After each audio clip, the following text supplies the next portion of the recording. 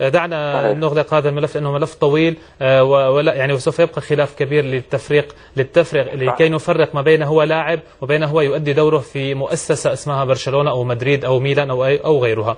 دعنا نتكلم عن الموضوع الأهم، موضوع المنتخب اللبناني والكادر التدريبي الجديد بقيادة إيطالية، وما يقال حول ذهاب المنتخب اللبناني إلى إيطاليا لإجراء مباراة ودية مع أحد فرق الأندية الدرجة الثانية وفريق أمل روما.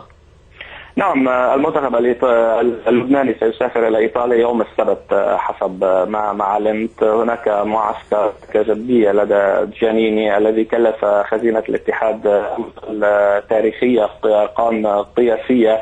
نتمنى أن هذه الأموال التي على الفاضي. نعم، نتمنى أن هذه الأموال التي تدفع يعني من جيبي وجيبك وجيب المشجع الذي كان يركض وعرق اللاعبين الذين أدخلوا لخزينة الاتحاد الكثير من الأموال من خلال الوصول إلى الأدوار التي أتت بأموال كثيرة إلى تعاقدات بهذا الأمر. يعني نحن معنيين في الموضوع. من كان يترك عمله ومدرسته والجامعة ويذهب إلى الملعب، وأنت تعرف يعني زميل مجد أنا في لبنان لا يوجد شيء مجاني، هناك بطاقة تدفع ثمنها وتدخل وتتابع المباريات. فاليوم جانيني في رقم قياسي كبير. نتمنى برغم من السجل الغير مشجع، لكن نتمنى أن يكون سجله الذهبي والجميل يبدأ مع منتخب الأرز، مع المنتخب اللبناني. المنتخب اللبناني اليوم لديه مباراة أمام الكويت الشقيق في 15 من تشرين الأول في بيروت.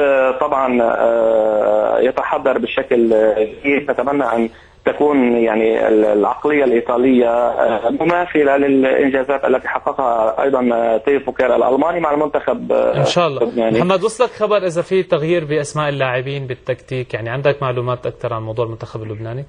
يعني حتى الآن المتواجدون مع بعثة المنتخب هم يعني على الأغلب هم اللاعبون الذين يلعبون في الدوري اللبناني. يعني سوني سعد البارحة تابعناه يلعب ضد هنري في الدوري الأمريكي. تابعنا رضا عنتر أيضا القائد مع فريق شاندونغ يسجل.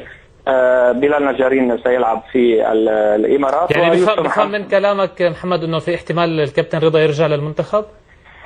صراحة يعني أنا اليوم تفاجأت بأحد الصحف. هناك من كتب أن هناك رسالة شفهية أرسلها الكابتن رضا إلى المعنيين بأنه هو على الاستعداد للعودة إلى المنتخب اللبناني، وهذا صراحة لا أتكلم باسم الكابتن رضا عنتر. أنا أريد أن أوضح أمر، يعني هذا غير صحيح. يعني هذه كلها تشويشات، لأن ربما البعض لا يريد عودة رضا عنتر، لأن الآن بدأ يتألق وبدأ اسمه وبدأت الجمهور حالة التفاف واحتضان وعودة رضا عنتر لإعادة رضا عنتر.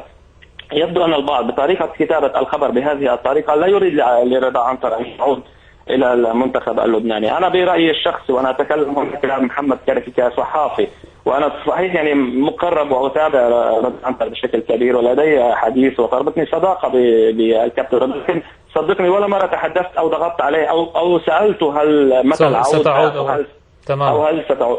صراحة لا أتدخل بالموضوع، لكن ما أريد قوله إذا أراد الاتحاد اللبناني وجانيني إعادة الكابتن رضا عنتر الذي يتألق في بلاد المليار و600 مليون فهو إضافة كبيرة جدا للمنتخب. صحيح، عليهم أن يسافروا إلى الصين، وإذا كانت المسافة إلى الصين بعيدة فعليهم أن يجربوا كيف كان الرجل يقطع كل هذه المسافة ليجد مراهنات وليجد أن هناك من باع منتخب لبنان وباع المباريات وباع حلم اللبنانيين في الوصول لكأس العالم الصيف المقبل بكأس العالم. هذا الرجل الذي كان برغم من الإصابة يأتي إلى هنا. عليهم أن يذهبوا إلى الصين يتكلموا مع الكابتن رضا وعندها حديث. أما الأمور على الهاتف أو برسالة أو بواتساب هل تريد العودة؟ لا، ليست بهذه الطريقة. أنا كمحب لرضا عنتر كجمهور رضا عنتر لا نريد رضا عنتر أن يعود إذا كانوا يفكرون بهذه الطريقة.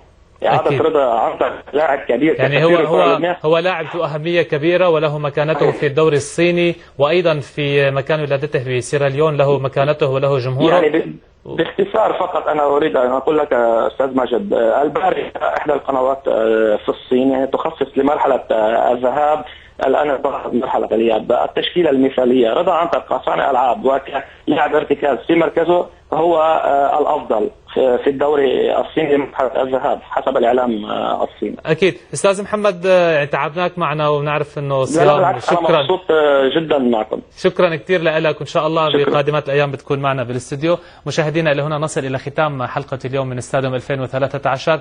نتمنى لكم صياما مقبولا وافطارا شهيا. كل الشكر لفريق عمل استاديوم وبالاخص المخرج مالك حجازي وكل فريق العمل. الى اللقاء.